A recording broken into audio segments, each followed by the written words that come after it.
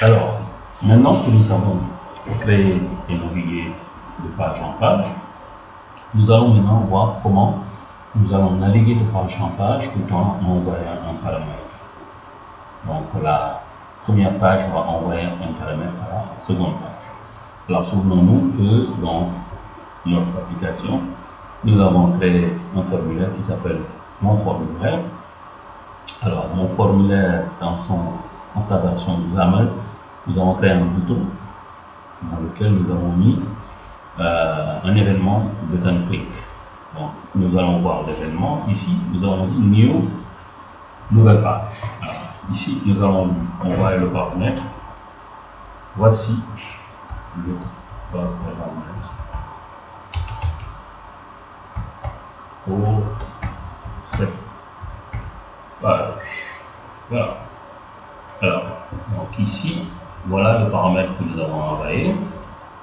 Bon, pourquoi nous soulignons cela en rouge? C'est normal, parce que simplement, dans notre cœur C#, il faut venir notre string, on va dire non. Voilà.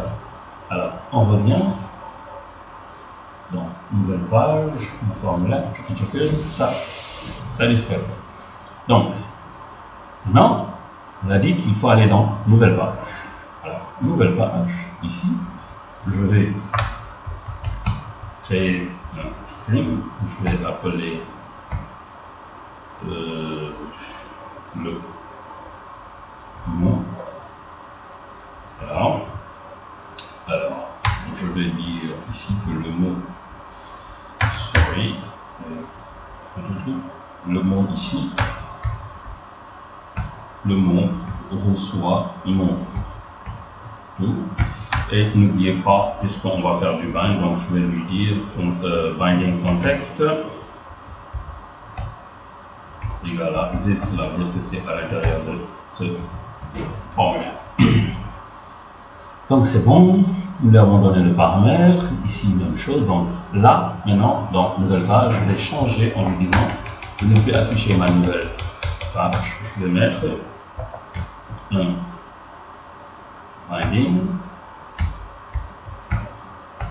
binding et je l'appelle, c'est le mot.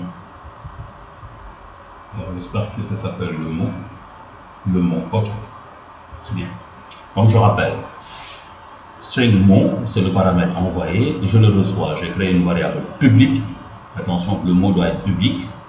Ensuite, dans le constructeur, je l'affecte à ma variable publique et je définis le binding que c'est dans ce formulaire là. Donc ici, je définis le binding avec le mot public. Alors, qu'est-ce qu'on a envoyé comme mot? Alors, le mot c'est voici le paramètre pour cette page. Exécutons pour voir si on arrive à envoyer l'élément. Là, la génération a démarré et l'exécution de la page.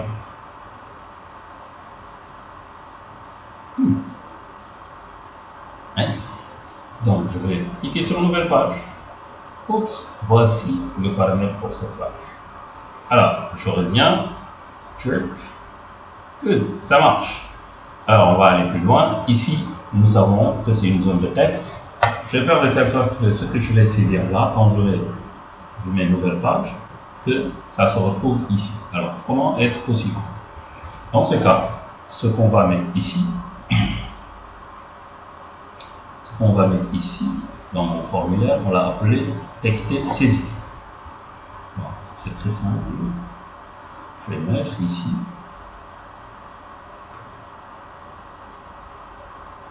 simplement ici texte saisie point texte. Très simple. Alors, je réexécute.